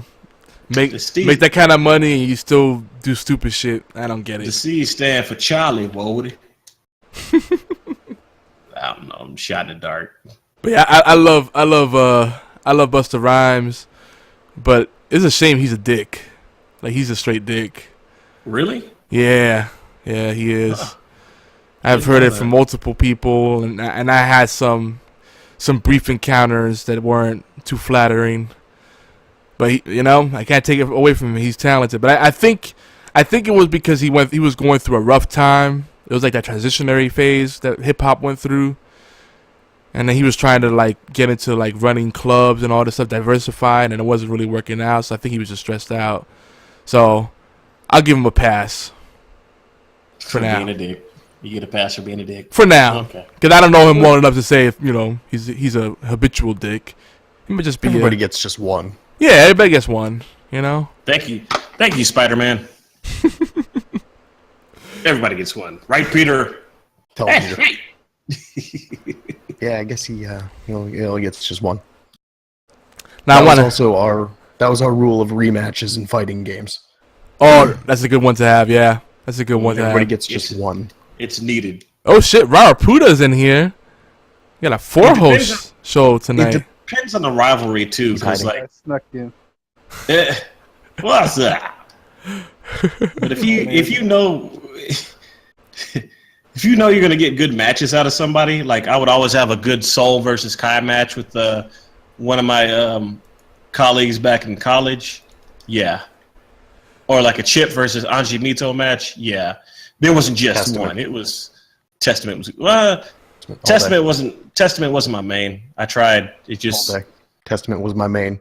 I'm very upset that he's not in Rev 2, but I was more of a Chip fan. At least they put Bacon in there. Bacon. Chip had the Bacon. best story in any fighting game in the history of fighting games. Allow me to elaborate. Huh? Okay. Yeah. He was running for president. So he was going to go around and kick everyone's ass, and then after he beat them, say, vote for me. So he's Jesse Ventura. No, he's better than Ventura. Ventura sucks. Especially whenever it comes to Chris Kyle stories. Oh damn. Yeah. Except Chip's Enough's a ninja, and I'm pretty sure Jesse Ventura is just insane. And Chip is also modeled after Billy Idol. Oh, say no more. I'm sold. I like Billy You Idol. can't really. I'm telling Can't you, really go wrong with that. Guilty Gear was too much. It was too much of the right stuff, though. Yeah. Now it made me want to play these games again. Oh God, I miss Guilty Gear. If you have a PlayStation 4, Which you should. get Guilty Gear, either Rev 1 or Rev 2. Or I'll Exile. kick your ass to the top. Guilty Gear. Oh God, Exile. don't make me use You my don't have to. don't make me use my son's PS4 because a friend thought it'd be a nice thing to buy him a PS4. I'm like, what kind of friends do you have? Rich ones. Like, what do they do? Are they drug dealers? Do I need to intervene or something? So he has a PS4, Athletes, cool stuff. and I'm like, what are you doing, soiling our home with this? Sorry, I couldn't help myself. You got to get the PS4 a little bit more credit, though, man. It's a good system. No, you It's know. Bloodborne. That's all it needs. No, you know, I won't lie. I think I'll get him a few games. It'll be one of those things where I'll buy him a gift, you know, but it'll really be for me. That's one of the perks of being a parent. You know, you could buy toys and then say, "Yeah, this is for the kids," and it's really for you, like fidget spinners. Like Meatwad off of Aqua Teen. It's for the kids. I love Meatwad. That's a good impression, man. That's pretty good. Nah, it's not my best. I could do better. So Josh, you're just in time because I'm about to give a Doctor Who recommendation real quick. Are you a Who fan? I don't remember if you're. I watched. So I hadn't watched the latest like season or two of Doctor Who, but I did watch all the other Doctor Who seasons. Good. I knew that you liked that. I didn't know if you were keeping up. Cause Puda and I go way back. We used to be really into video games. We're still in a gaming clan together, but we don't play games as much as we should these days. Cause you know, Just we're adults now. Yeah, adulting blows. But season 10 again, fantastic. But the standout episodes so far for me are Knock Knock, which you can actually get in what do they call that? Binaural? Is that what it's called when they record it so that it's actually recorded so your left and right ears they actually separate the sound so it sounds as natural as possible. That's binaural, right? Binary. Yeah, it's like it's what the ASMR videos use. Yeah. They got those weird the microphones that have the two inputs on it. Yeah, exactly. And it's such a simple process, but it just makes sense. They usually what they do is they record the source with two microphones separated at heads width, so it simulates what your ears would hear if you were in that situation. And I'm like, that's brilliant. Why didn't someone do that sooner? Like, I thought about that several times, you know. But the other nice thing is you don't need a special surround sound system to get the best out of it. Just simple good stereo headphones will work just fine because it's already done the work for you. I love it. But anyway, Knock Knock is a great one. Extremis, which is part of a 2-episode arc, which leads into the pyramid at the end of the earth. I believe that's the title of it. Fantastic. And they introduce a new race, the monks, and fantastic. Oh, cool. Yeah, the monks. Yeah, everybody loves the monks, right? And Nardole, another one of the companions. They have two companions, Bill and Nardole. And Bill is great. She's a cute girl. You know, they also, you know, they're trying to be more diverse, so she's black, you know. It's like, hey, checking off the boxes, you know. But this time it feels really authentic. Like, she's not a cliche, you know. Like, she's got her own personality. She's not trying to be, hey, I'm the black girl. She's her own character. Like, everything they've done this season is on the money. Like, I don't think about her like, hey, she's the black character on the show. I think about her as, hey, she's a great companion. And, like, the writing is just, like, the character development, the stories, man, everything has just been on point. Like, I can't say enough good stuff about season 10. So when that comes to Amazon Prime or Netflix, whatever you're, you know, sling by, I don't know, whatever you're watching your shows on these days, definitely catch up. That's what I got to say on that. But we got about 20-30 minutes to talk a little bit, just rant a little bit, do our obligatory news. And not much news tonight, so we're just gonna mainly rant. First off, I wanted to share the news will be next week. Yeah, the news will be next week. Next week's gonna be big. We do have a lead-in for that, so I'm gonna leave the best for last. But I wanted to share. All right. I'll share this on Discord. and on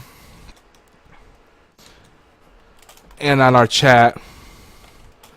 This is a YouTube video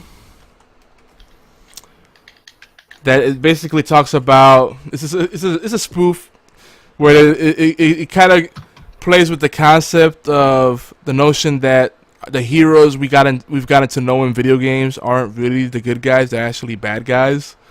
So it's a fun kind of notion, and one of the things they explore is that Sonic is actually, Sonic the Hedgehog is actually evil. Because if you think about it, and I thought about it before, Dr. Robotnik gives the animals robot armor, right? And essentially, Sonic is going around destroying their robot armor and freeing them. But what about if they like the robot armor? Because now they're like really cool at mechs and they got extra powers, right? So maybe Sonic is a bad guy. Like he's ruining their fun. No, because he had to kidnap them. He had to kidnap the animals to put. Yeah, and I know like these theories are really far out there. Like they get shot down right away. But it's a funny thing, like a alternate universe to explore where Sonic is evil, right? The other thing they said was when I was playing Borderlands 2. Yeah. I was secretly hoping that Jack was actually going to be the good guy. Because you liked him so much. On his head.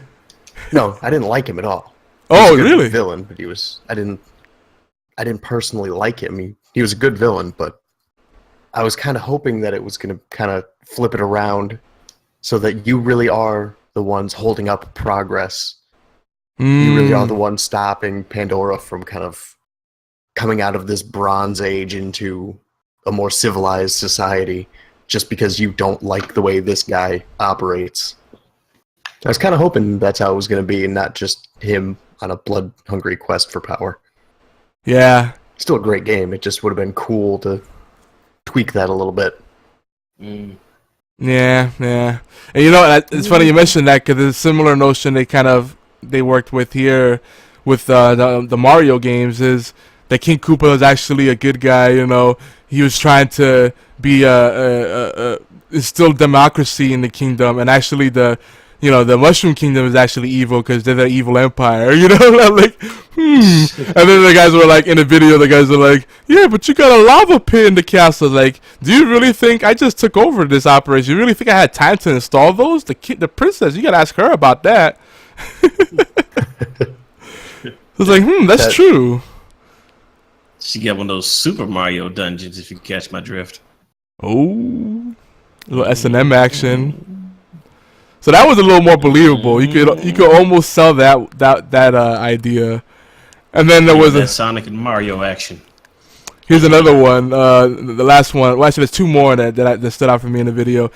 Pac-Man, how like he's like evil because he eats the ghost, but everything but their eyes, and then like lets them suffer and watch that happen. I was like, damn, that's kind of fucked up. That's true. Oh my god. I love Pac-Man. I'll never see it the same way again. It's like, damn, it's kind of cruel. That is kind of deep. Yeah, I never thought of it like that. And this is an easy one. Roller Coaster Tycoon. That is kind of an evil game because you have all these tracks that are incomplete, and then you're testing them out, and people are falling off the tracks. Like, no, the track's not complete. The track's not complete. Ah! Well, if you're gonna go that far, you might as well say The Sims. Oh yeah, all those Sim City. Come on, you turn natural disasters onto the max, and everything's just going to shit. Oh hey, look, there's no ladder to get out the pool. People shitting in the pool. You're too tall to get over this little counter, so you have to cook yourself out. Be careful though. Oh, wait, hang on. Let me say this right. It appears that this entire time you've neglected your cooking skills. You've made most of your family sad. Most of your family had to eat peanut butter and jelly sandwiches. Today you will make that payment. Hey. On the left side, you will find turkey. On the right side, a stove ready to cook with. Choose life or death. Cook your way free. Make your choice.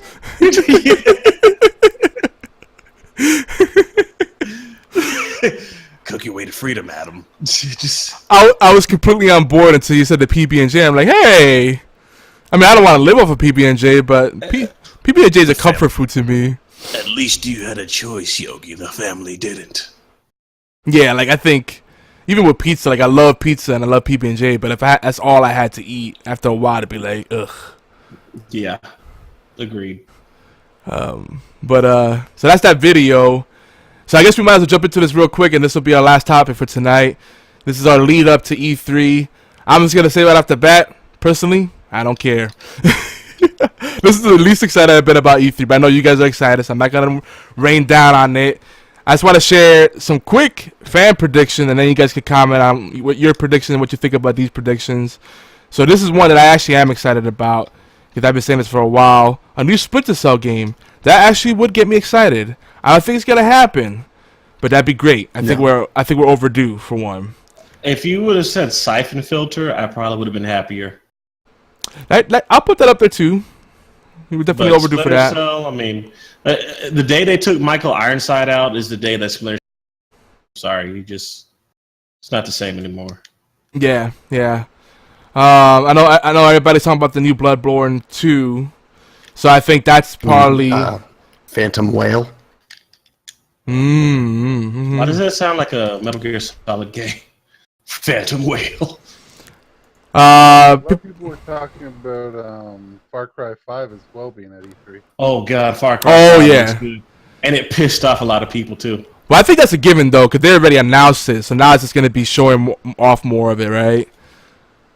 Yeah, they wouldn't have announced it early. They would have announced it before E3 if they didn't have something to show at E3. Yeah, It's true. But it's already got a lot of people pissed off because of the enemy that's being portrayed. Oh, because it's in Montana or whatever. Yeah. What Far Cry game hasn't had people pissed off about the enemy Yeah. when they first show the screenshot? Yep. That's true. I think it'll be interesting to see how they run it. I think they're gonna have a hard time. To me, Far Cry 3 set the bar high. What was his name? Vaz? Was that your final enemy in there? Vaz? Technically, he was the main enemy until he died. Then Yeah. he became somebody that you didn't really care about. But Yeah. He was really good. Yeah. He was a good enemy. Yeah, he's the one that you were building up towards, and it ended up being a whole other thing going on, which we won't spoil that for you if you still haven't gotten to that. But it is well worth it. You're gonna have mixed feelings about it, but it's definitely gonna give you some feels. I feel like I've ever told you the definition of insanity. it's a classic line. But so yeah, that's I'm excited about that too. People are kind of clamoring for another Batman game, but I feel like we're good for now. I mean, I love Batman, but I don't think we're really hard up for one right now. I was upset after Arkham Knight. Yeah, I think people need to get over that butthurt because a lot of people were mixed about that one. Like, if you want me to have a Batman... That was just a bad launch. Didn't they fix it at some point?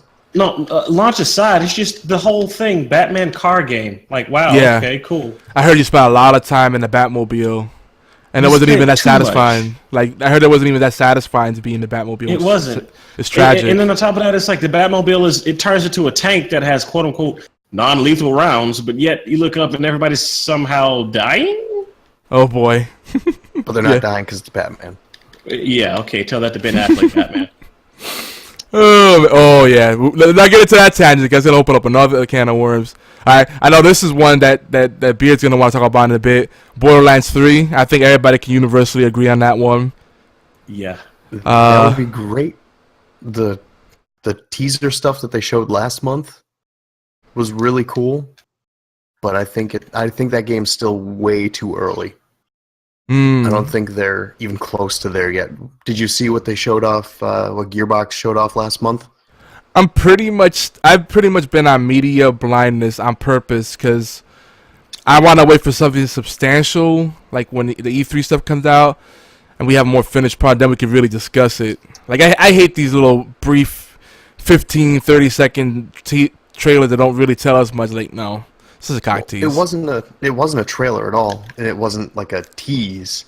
They were showing off the new engine that they have. They were showing off the like a tech demo. Yeah, they were showing off like the lighting effects, the way the environment's gonna work. Oh, I remember that. Yeah. Maybe I'll check it out. The new system that they have built for it. So put that in the show notes for next week. Maybe we'll talk more about that. Yeah, I'll pull that up. I'll dump it in Discord. I missed the show notes. Overall, do you think it's a sexy engine? Like, is it significant? It looks good. Is it a significant leap from what we are accustomed to with Far Cry? That's the thing. Borderlands, you mean? Oh, I'm sorry, Borderlands. Sorry, Borderlands. Yeah, Shifting gears. it's Farlands. a huge jump. Borderlands Yeah, I 2 think is it's been- Borderlands 2 is what, already 5 years old or so, isn't it? Yeah, 2012. Yeah, Yeah, and it's people a are huge jump. people are still playing the crap out of it too. So that's another reason it might be too soon. Like, I think this is one if I'd rather they hold off and get it right. But if the engine's on point, that's Because- encouraging. Oh, the engine looks like it's on point. And I Okay. think because the pre-sequel did so poorly, and Battleborn did even worse, Oh, which God, Battleborn is free to play now. yeah. I bet it Man, is. yep, no That- surprise there. And just to add insult to injury, Battleborn goes free to play, and then Overwatch does a double XP weekend. Announces it the same day. Oh boy.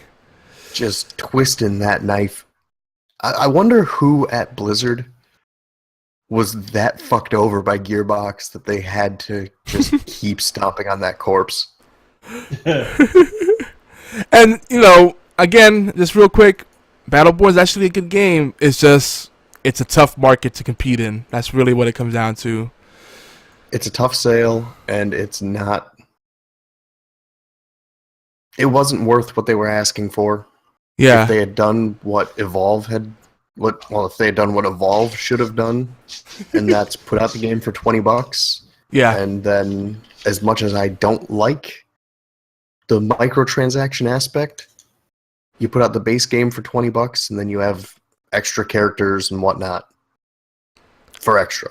And I really feel like Battleborn does enough that's unique to separate itself, and it's not marginally different. It's a significant thing on its own. Like, I really do enjoy that game, so I hope that they get some kind of market share, because competition is a good thing, but right now it doesn't look like it. So They will get nothing. That'll just be a failed experiment, and it'll show them what they did wrong, and hopefully they don't bring that to Borderlands 3. Well, I just look at it like this, man. Gearbox is only good for making one thing and one thing only, and that's Borderlands games.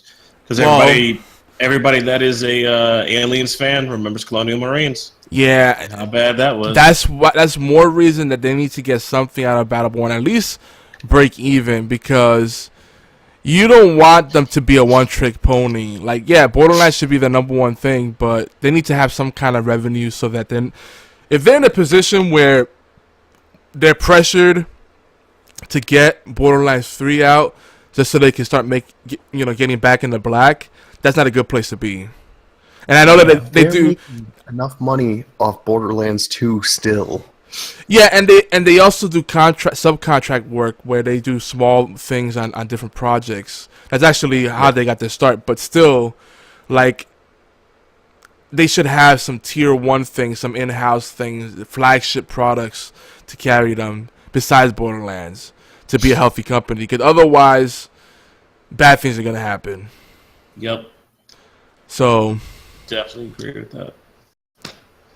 People talking about Need for Speed, Beyond Good and Evil 2, The Evil Within 2, Wolfenstein 2, hey, and pretty much anything from Valve or Sucker Punch, the studio behind Infamous. So those are pretty much Half-Life 3?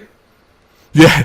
At this point, people like anything from Valve that isn't Dota 2. Valve can't do 3. They can't do a game and have a number 3. It's impossible for them to do that. Yeah, they can't count to 3. I know. They don't need to. Half-Life 3 is never happening. You and I agree on this, Beard. It's just funny. You never miss your cue. They don't need to. They don't need it, and it's never going to happen. I don't know why people still seem to have that hope when they can just kind of look at the writing on the wall and be like, they're making way too much money, and it's been too long, and the hype has been too hard. I think at this point, it's like Firefly. It's like that geek hope that we keep alive just because it's something to say, and it's just a funny thing to think about. It's like it's a trope that we just get into. Like, At this point, we have no expectations, but it'd be cool. It's a dead meme at this point. But It's good enough for fan fiction. Yeah. Well, you know, as long as people keep saying it, there's gonna be indie folks that will pander to that desire and fill that void. So there's that as well. Mm.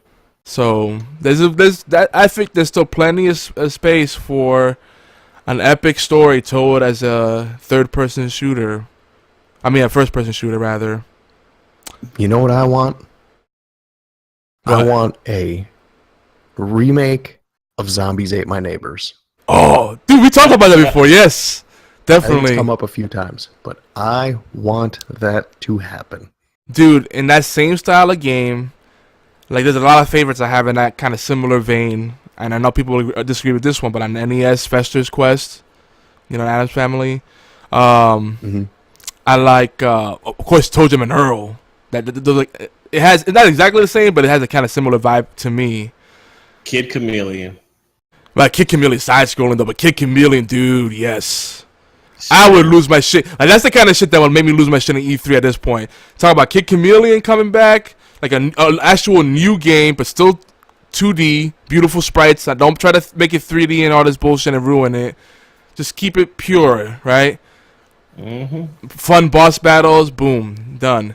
Like it writes itself. Panzer Dragoon Saga, I would love to see that done. Get the true HD treatment. But they have to build it from the ground up, obviously, because source code is lost. Like stuff like that, like Power Stone. Hello. Oh my God. Yeah. Everybody will lose this shit. Like there's all these great properties that people have the rights to, and they're just like sitting on it. It's like the phone book that people used to prop up a desk at the office. You know. Sega's allergic to money. They're not the only ones, but they are pretty bad about it. And I love Sega, but it's like. Have you seen? Sonic Mania is coming out, I think. Yeah, they've already got This some month or footage on August. on it. That looks incredible. I am excited about that. Yeah, I was trolling through the PlayStation Store today because I had nothing better to do while some stuff downloaded. Which, if you have PlayStation Plus, you can get Killing Floor 2. Ooh. Is it free? Yeah, it's free. So is Life is Strange, but I wouldn't advise that. Unless you're a teeny bopper. If you're like a you'll love it. 16-year-old, you'll love it. Game's not for me. I'm okay Chances with that. are, if you're really hardcore into Snapchat, you probably love Life is Strange too. I don't want to generalize, but I feel like there's a good correlation there, if not a causation. I'm going to generalize. If you are a teenager, you'll love it. It is free. Cool, Yep. now I've got something to So is- stream. Now, there's 2 other games that are free. Neon Chrome, which is a top-down shooter. It's great. And Spy Chameleon, which I haven't had a chance to dig into yet, but it looks like a stealth puzzle game. Could be interesting. What's it called? Spy Chameleon. On PlayStation Ah. 4. You gotta start writing these on in the show notes, bro. Oh, Some of these actually sound intriguing. sorry, not to cut you off, but Good Old Games right now, they're having their summer sale. Ooh. There's a lot of free games on there.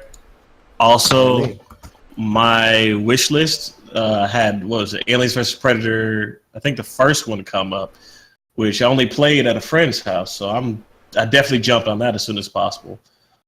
But yeah, the sales look really good. Don't know the game for Xbox right now, but they probably have a good one. Hopefully they have a good one this month. Now, how long are these free for? I know. Free for the month. For the whole month? Yeah. Alright.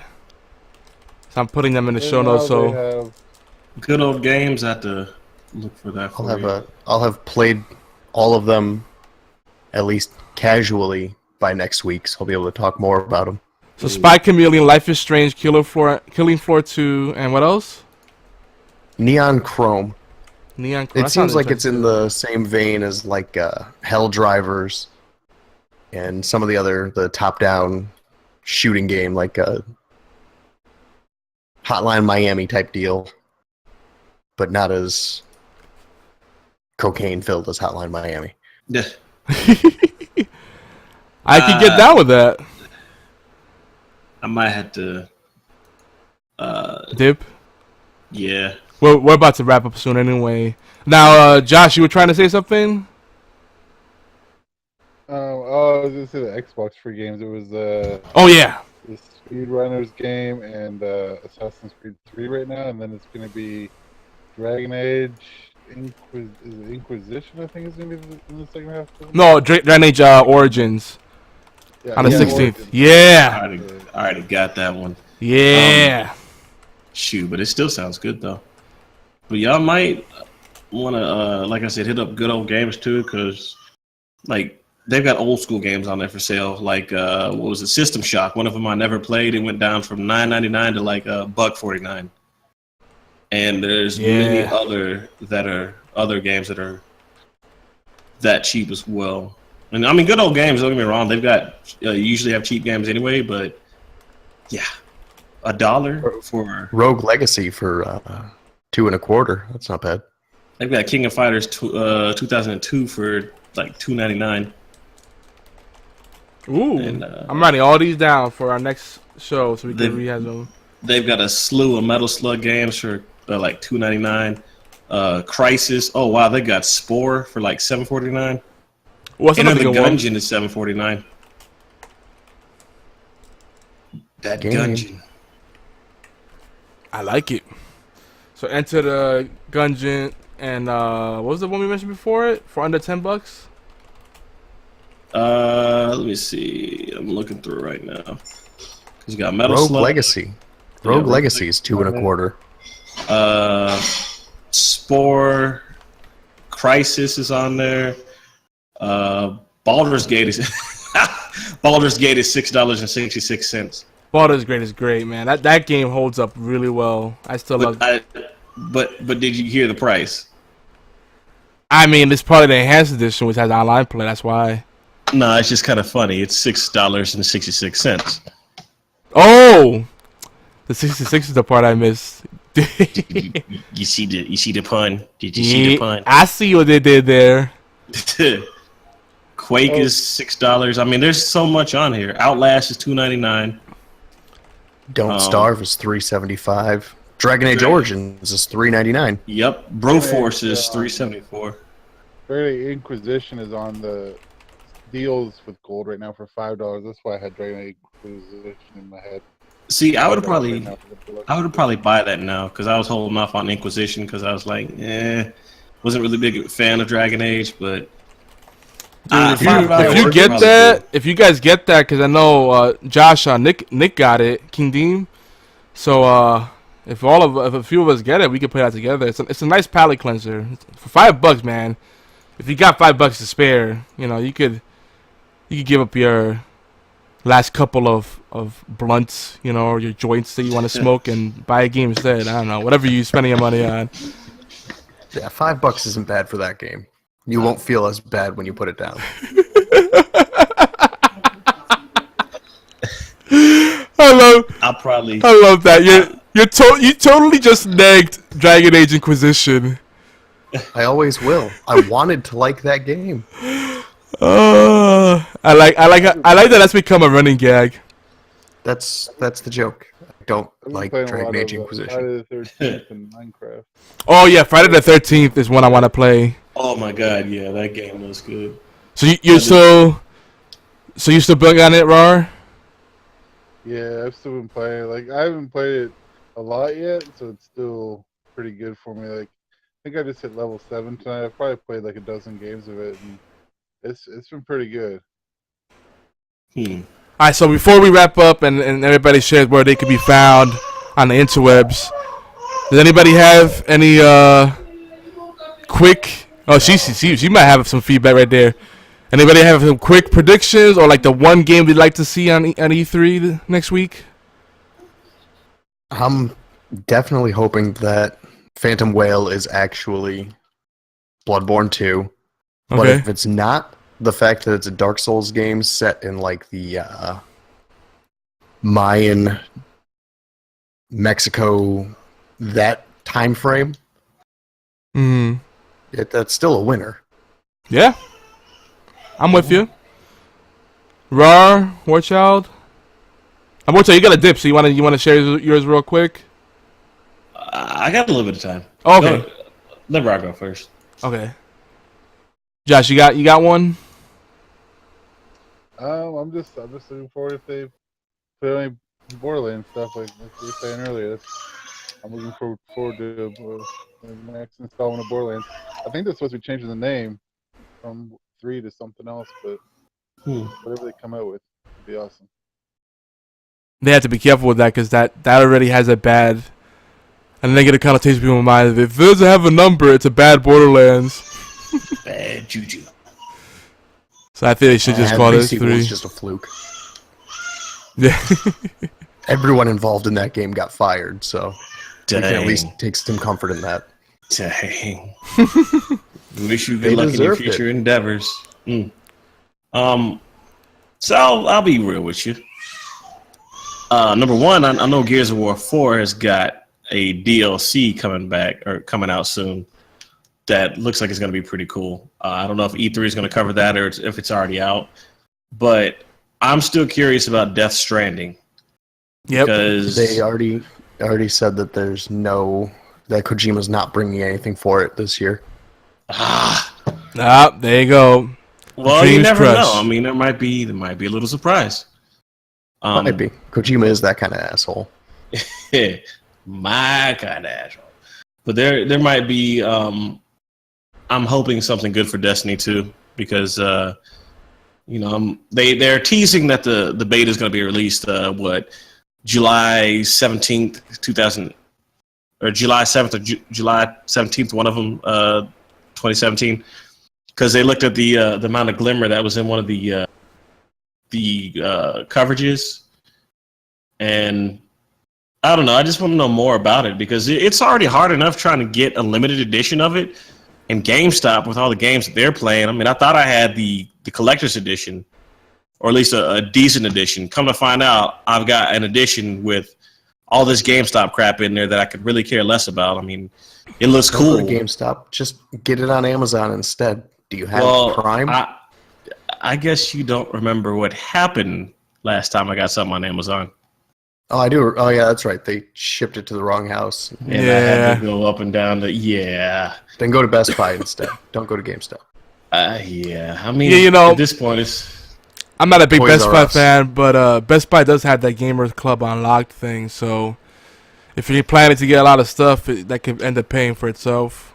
Because they basically do the same thing Prime does now.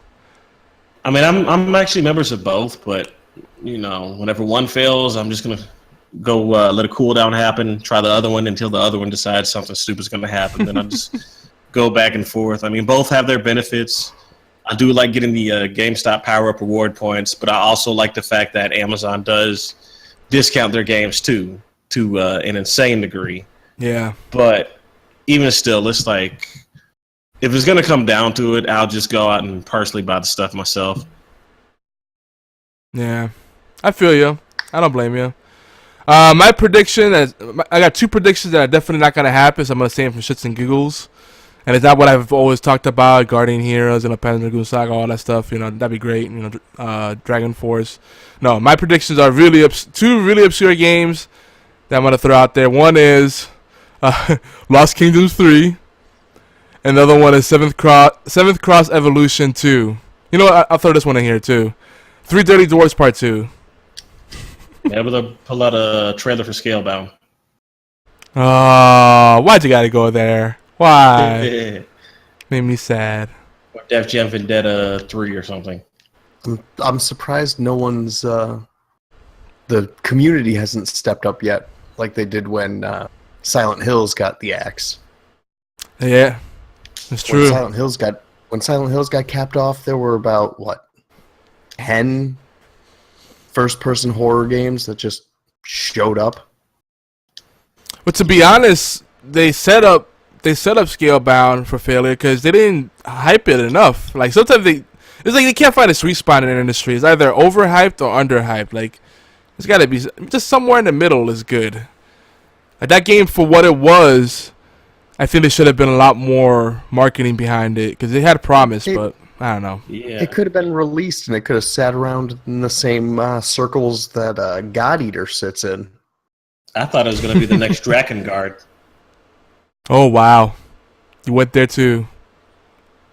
Yeah. I got more of like a God Eater type feel, which is like a Monster Hunter but more anime. Yeah. Yeah. So it could have been. I could. Yeah, I see it. We didn't even cover American Guides. No, I know. We've been talking about it for the past couple of weeks, and we just went off on the tangent. You know, we'll talk about it next week. 2 weeks. 2 weeks. Next week's E3. 2 weeks. That gives us all a chance to watch American Gods. Okay. Take notes. Oh, I might be MIA for the next 2 weeks as well. Oh, boo. Well, it gives me a chance for the next 2 weeks to watch American Gods. I will. I will try and come in when I can, but you know I'll have to see, man. We got some major stuff going on in the house, so. Well, yeah. Even if you just pop in, you know, just check in, or heck, you might have to start pre-recording your segments, and we'll put it in post or something. We'll figure it out. Oh God, that's gonna sound funny. WarChild, what did you think about American Gods? Well, quite frankly, Yogi, I thought that the American Gods was actually pretty good. No, we won't go to that extreme. Like I'm saying, like you know, like you do like a 5-10 minute segment, like you're just gonna clip my voice. So, who's your favorite character, and why did you like them? Well, I thought they were pretty good. Is that real? I mean, why do you think they were pretty good? Well, I thought they were pretty good. All right, We're thanks, gonna make a WarChild. WarChild. We'll just go ahead Make and a WarChild soundboard. that'd be terrible. Oh God, that'd be I don't have bad. enough sounds to be a soundboard. We could do that though. I don't have enough sounds to be a soundboard. Alright, so real quick, what's the best place to find you? First up, RAR. Where's the best place people can find you online when you're not doing podcasts and stuff? We got @RarPuda on Twitter or mixer.com/RarPuda. Word. So you're big on he's on the grind on Mixer, so make sure you check him out. He's pretty much streaming every day.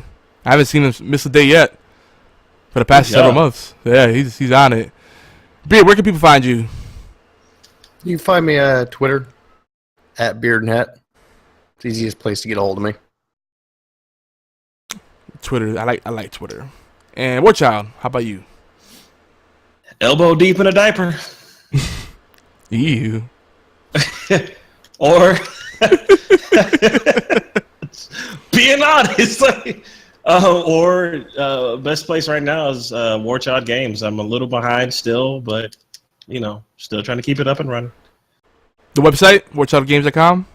The website. That's all right. Remember, we got new listeners and viewers all the time, so we gotta make sure we give them the full scoop. They're like, WarChild Games, what?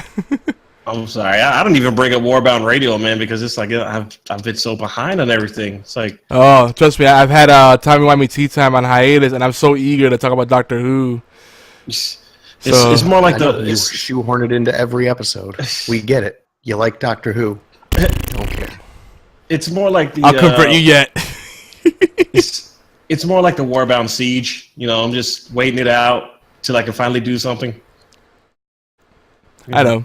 You gotta buy this time. It's just that you gotta slow down and speed up. I get it.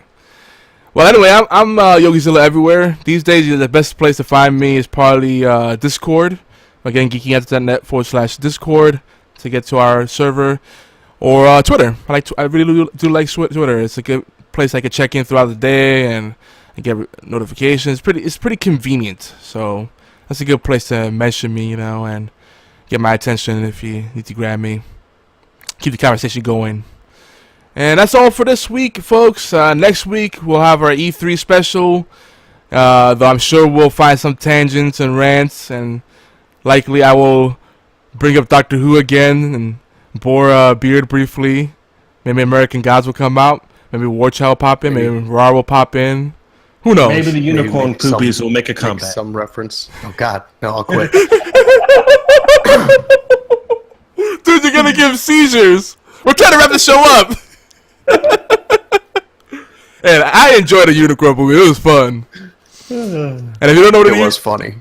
if you don't know what a unicorn poopy is, it's something really insane that we did. And just go into our back catalog. You'll see what we mean. He's beating a dead unicorn with a stick. Because it made a funny squeaky noise. Oh my god. We gotta wrap this up. Bye. Say bye, everybody. We're done. Bye. Bye. Bye. Rar, say bye. Say bye, Rar. Later. Bye. See you next time.